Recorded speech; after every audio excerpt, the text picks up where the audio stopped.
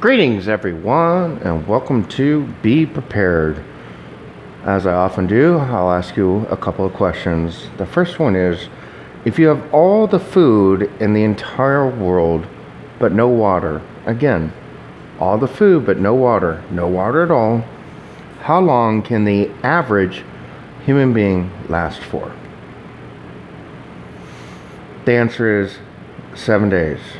Of course, there's exceptions. If you're eating a bunch of fruit and there's water in it, fruit can make up 20% of your daily supply of water.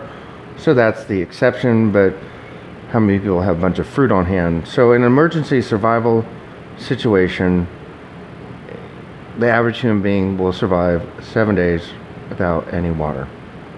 Next question. You have all the water in the world, but absolutely no food. No food at all, but all the water in the world. And of course, clean water, drinkable water. How long does the average human being last for?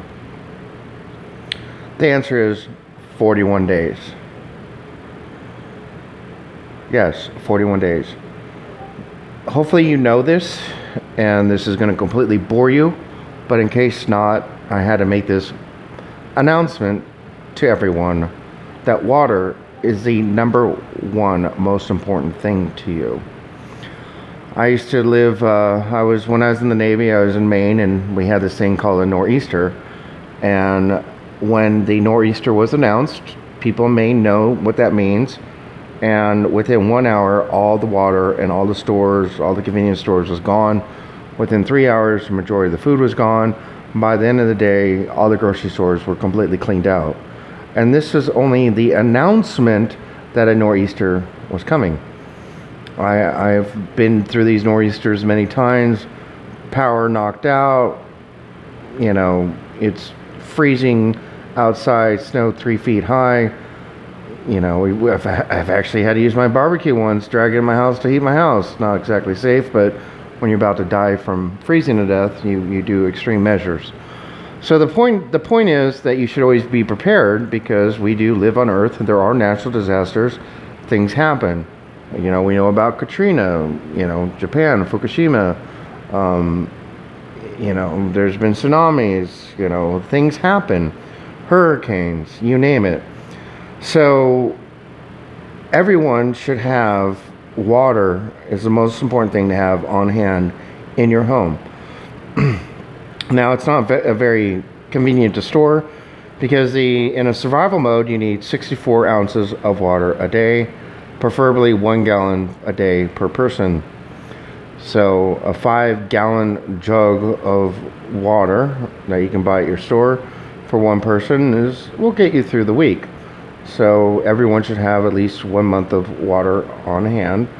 So for one person, you need 4 to 5 jugs of these 5-gallon waters. And then if you have 2 people in your house, now you need 10. If you have 3 people, now you need 15. You have 4 people in the house, now you need 20. Who has the room to store 20 jugs of water in a home? So another sidebar, segue, different topic is, it's all over the media about how the government's trying to take our guns from us and martial law and all these things. And what I have to say to you is, it's a ruse. It's a false flag to make you think you need to store up on ammunition and fight a war and all this garbage. No, the government knows. You can go online, you can look at the pressure plates, and they are building up in the Northeast, off the coast of Washington, California. We have all these major earthquake warnings. Earthquakes can happen. We can have all kinds of natural disasters at any moment, at any time. Are they going to happen? Sure. I hope they don't. I really don't. But we always have to be prepared, because I lived in Maine, and how many people heard about Maine having a nor'easter where our power was knocked out and I had to survive. I had no water, food, nothing for 3 days. I was cut off from civilization, even though I lived right next to a Navy base. I actually lived in military housing, and we went into survival mode. So these things happen on a regular basis. The point is to always be prepared. Number one, have water. The most overlooked thing very overlooked because it comes free flowing from our taps, but what if that tap turns off? What if the water coming out of the tap gets contaminated? So water is what's known as the new gold. It's called blue gold. The Bush family is buying up all the water in the world. So water is very, very precious. So please have water on hand. And then, of course, have some food to get by as well. And then, of course, you want to have your candles.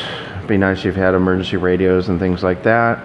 Another thing is the military, in a state of emergency, they take over all the cell phone towers, which are they're digital towers now. Cell phones and old technology.